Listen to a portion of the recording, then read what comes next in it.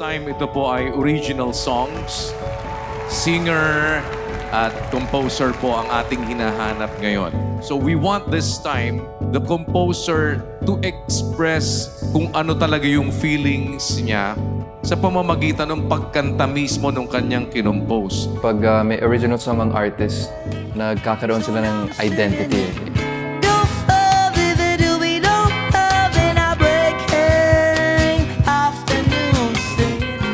Gusto ko lamang ng bago.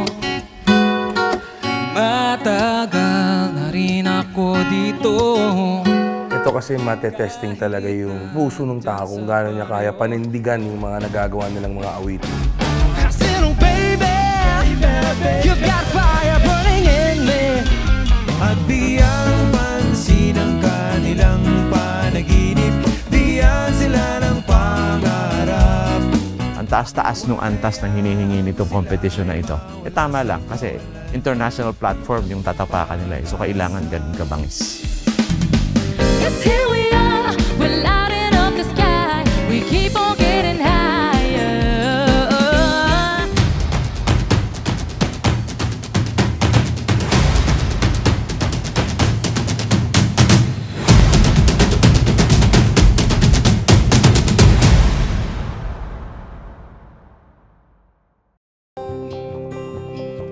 Over the past 5 years, Wish 1075 has offered a platform for OPM talents to showcase their sound, share their music, and tell their stories. When Wishcovery was launched in 2017, Wish gave aspiring singers the chance to let their voices be heard. It witnessed 2 seasons of intense musical battles and vocal showdowns. And on its 3rd edition, the competition is about to shift its gears. Wishcovery Originals kasi ang song ay original na composition noong mismong kakanta. So it's the singer who will really compose the original song.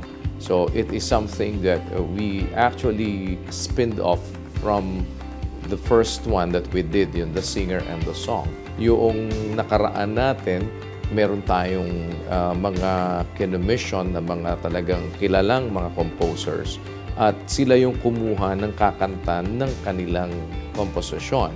But this time, it is actually the composer who will sing the song.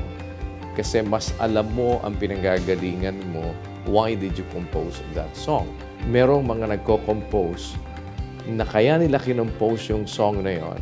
It's because that's how they feel and they want to express that emotion, that feeling, or happiness, or it could probably be loneliness, or whatever it is that they feel the time that they are composing the song. For me, personally, naniniwala ako na mas kayang itawid yung mensahe noong isang singer na siya ang gumawa ng kanyang kanta. Pero yung buong emotion that is within that song, hindi masyadong alam yun ng singer. Mahusay lang sila talaga na i-interpret yung kanta. Pero yung bawat senaryo, yung bawat image, yung bawat memories na nakakabit dun sa bawat letra ng isinulat ng isang composer, maraming laman yun eh.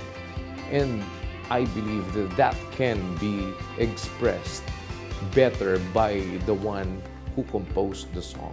This time, we will be discovering not only a singer, but also a composer who can actually sing.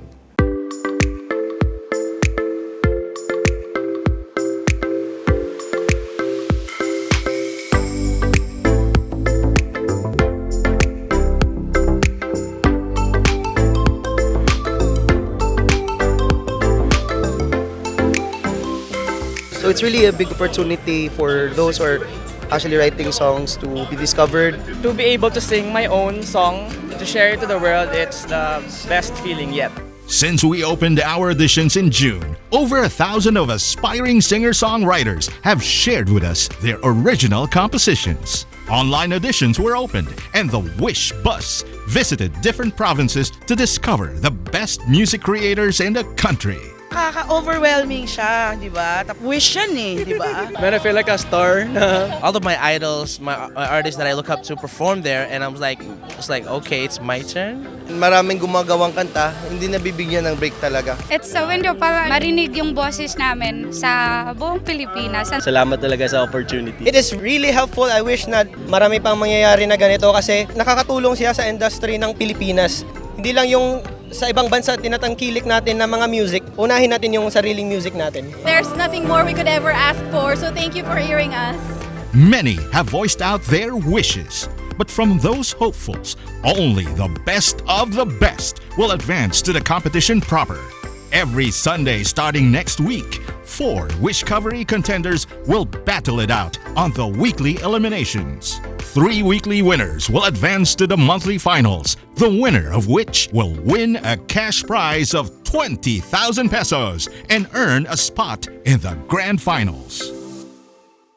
This season, we will discover phenomenal singer-songwriter acts with the help of a stellar panel of reactors. An OPM rock powerhouse, a respected advocate of original music.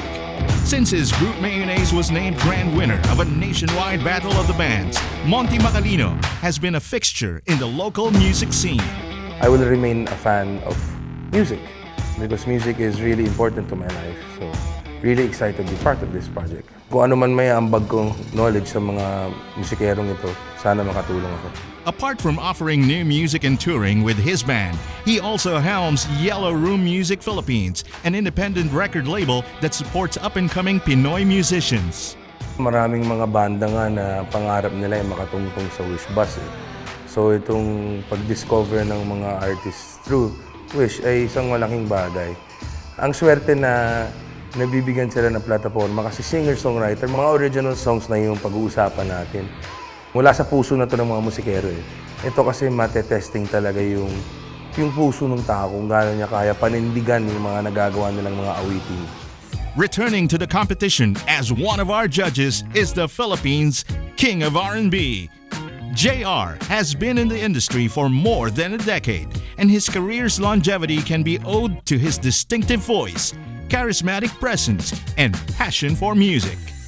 As a reactor, I'm most excited about original music na gagawin ng mga artists natin. Hindi lang rock, hindi lang R&B, may mga blues pa tayo, may mga hip-hop. Walang limitation dito. And that's very exciting to me as a singer-songwriter talaga. Kasi even though na more than 10 years na ako sa industriya, I'm still a student of the industry. And I love to learn, and for sure, ang dami kong matututunan dito sa mga bagong artists natin ngayon. He has also founded his own indie label, Homeworks Music, in support of talented singer-songwriters. As a singer-songwriter, I think original songs will most definitely help the industry move forward. Kasi iba din pag ang isang artist is promoting their own music that they're creating. Kasi galing sa kanila yun. It's individuality, it's authenticity, and importante yun sa artist para maka-elevate at maka-grow in the industry. Certified hitmaker, sought-after producer. On Wishcovery's newest season, Junji Marcelo is also back to lend his musical knowledge. Songs are very, very important, especially the original ones. The ones coming from, grassroots. Kasi alisin mo yung kanta, walang industriya. Lagi nga namin sinasabi na ang baterya ng industriya ng musikang Filipino at ng musikang pandaigdigan yung songwriting. This multi-hyphenate has written songs for some of the best performers in the country, from Gary Valenciano to KZ Tandingan. He is also an esteemed music mentor who helps hone the next generation of OPM acts. The key to coming up with beautiful songs, sabi nga namin kailangan willing ka munang pumalpak, sumablay sa mga una. I am proud to say na most of the frontliners ng industry ngayon started with the training and they were willing to learn. At ngayon, masasabi ko, sobrang saya ko kasi ang frontliners ng ating music industry ang frontliners ng OPM scene are songwriters who happen to be good singers. So pag ikaw singer at kinakanta mo yung sulat mo, dama mo rather than a singer who just sings somebody else's thoughts. Hindi kasing talino at kasing sarap yung interpretasyon. So I must say, napakaliwanag, napakaganda ng OPM scene. Of course, thanks to Wish. Dahil pinaliwanag nyo. In the last seasons, I've worked with Junji Marcelo, and for season 3, Monty naman is coming in. Junji has been a pillar in OPM for a long time. Ang dami kong natututunan sa kanya. Monty has been in the industry for as long as I have been. Ibang genre naman siya, pero he has so much wisdom then. And I'm looking forward to that exchange ng information. Lahat kami, we're all gonna elevate together, we're all gonna grow together. Very privileged and honored to be part of this, again, with this project na to be with Junji and JR. And alam naman natin yung mga naiambag nila sa eksena nila. Mga prolific songwriters, performers. I'm sure I will learn from my co-reactors. And at the same time, I will learn also from the musicians itself and yung mga singer-songwriters. Ang wish ko ay after nito ay mas gumaling rin ako as a musician. Value na hinahanap ko bilang isang reactor ay double threat. Ibig sabihin, hindi ka lang magaling gumanda, magaling ka rin mag-emote nung kinanta mo. So pag maganda yung tono at maganda yung boses niya, ang next kong titignan, may katuturan ba yung sinasabi nung kanta niya? Okay, ang ganda ng tono, ang ganda ng pagkakanta, mali-mali naman ang grammar, sablay, fail. Ganda ng tono, ganda ng pagkakanta, tama yung grammar, hindi namang substance. Ang taas-taas nung antas na hinihingi nitong competition na ito. Tama lang kasi international platform yung tatapakan nila. So kailangan ganun kabangis. Total performer. Kasi you can be a good singer but baka hindi ka rin naman performer. Ang performance kasi hindi yun lang mismong kanta.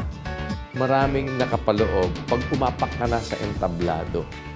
Yung rapport mo sa audience, how are you going to prepare your audience to accept your message? How are you going to deal with those hindi masyadong nakaka-connect o nakaka-relate dun sa kanta mo? Paano mong magagawa na ma-connecta mo sila? Malawak kasi ang larangan ng entablado sa pag-awit. What we wanted to have now and to find really is a total performer who can handle himself or herself or their group in front of people and send their message the way they want it to be received by the audience. And now for season 3, they're taking it up a notch up. It gives them parang a benchmark talaga kung saan mag-uumpisa, kung paano bubuo ng mga kanta, kung anong gagawin para yung tunog maging sarili nila. So I think it's great that Wishcovery 3 is doing this, and I'm very proud to be part of it. It's helping artists talaga to be inspired to create new and great OPM music. Pinaka-excited akong makita sa show na to, yung hindi ko pa nakikita. Sa totoo lang, kasi if you come in here and bring me something that I've seen before, kahit magaling ka, makanandun ka lang. Makanandun ka lang. Pero if you come in here and allow me to cite examples. Say you come in here and you are a Bullet Dumas. You're one of a kind. You sing well, you play well, you have the most unique songs. You definitely will get my attention. You come in here and you are Miguel and Paulo Guico. You come in as the non-typical looking, they're not the most, boy next door, but the cutest looking, cutie. And then they write the most beautiful songs. Ko alam kung anong papauso mo.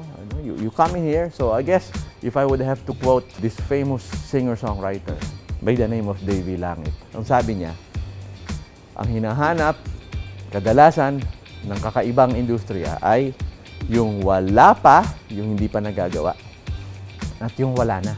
Hinahanap ko sa isang characteristic ng artist is yung depth, yung personality nila. Doon lalabas yung artistry nila kung anong personality nila. And I think it's very important na yung personality ng artist aligns with their artistry in music. Ako gusto ko lang honesty lang. Yung pagiging honest nila sa mga kanta nila. Yun lang hinahanap ko. Balak kong pumikit habang kinakanta nila yung mga awitin nila. Walang basehan na pisikal o kung ano man. Nakabase lang talaga sa kanta. So gusto ko madala ako ng mga kantang to kung saan man yung pinaka mismong innocenteng moment na ginawa nila yung kantang mga ginawa nila. Aspiring acts will have the chance to prove what they've got through a series of intense weekly battles. But what makes these hopefuls' journeys more rewarding is the exciting lineup of prizes that await this season's grand winner. Apart from the chance to perform original tracks aboard the iconic Wish 1075 bus and get invaluable songwriting and performing advice from top caliber musicians, the top contender will take home 1 million pesos, a recording contract worth 1 million pesos, a house and lot, a brand new car, plus a commemorative album with fellow grand finalists. At the heart of every endeavor of Wish 1075 is the concept of charity. With Wishcovery, we are making our contenders' experience more meaningful with a chance to pay it forward and reach out to the underprivileged. Ang primary na masasabi natin dito is always the element of public service, the element of helping other people, not only the one who is joining the competition, but also those people who are wishing for good things to come sa buhay nila. It is more of a life-changing experience that we really wanted to give our contestants, and we really mean that. And we will continue with that with God's help. Na at the back of our mind, when we conceptualize something, we are always thinking of how we can extend the charity works that we are doing. And that's the reason why Wish is here. Our grand finalists will handpick their own charitable groups, which will receive cash donations during the finale. Through Wishcovery Originals, we don't just hope to find musicians who have the skills to craft splendidly unique songs.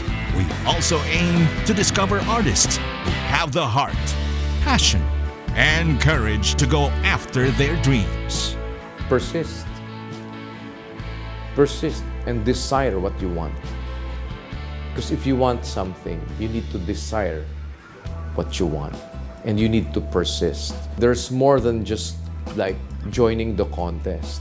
Sa lahat ng ginagawa natin sa buhay, hindi tayo dapat na basta sumusuko. We need to remember that God gave us a lot more.